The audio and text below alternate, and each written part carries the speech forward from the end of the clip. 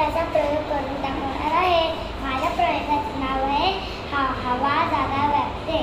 आता बघा, माझ्याकडे साहित्य 2 बाटली, 1 पेन आणि थोडं पाणी.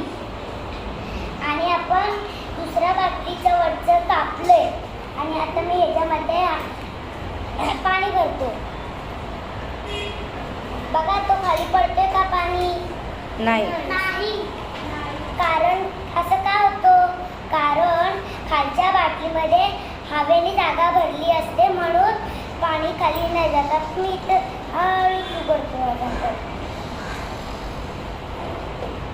आता बघा, पाणी येते का खाली? हो. कारण आतमधली हवा बाहेर गेली इथून, म्हणून खाली पाणी पडायला लागलं. आणि आता मी परत एकदा ह्याच्यामध्ये पाणी ओततो.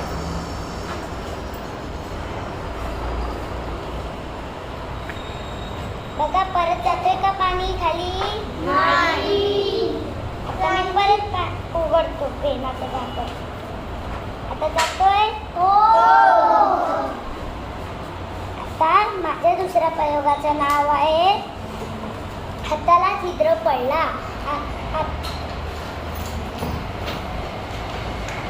आता दोन्ही डोळे उघडे ठेवा आणि एका असा ठेवा आणि असा हात थोडा थोडा हलवा. आपल्याला हाताला छिद्र दिसेल. त्याचं कारण काय आहे?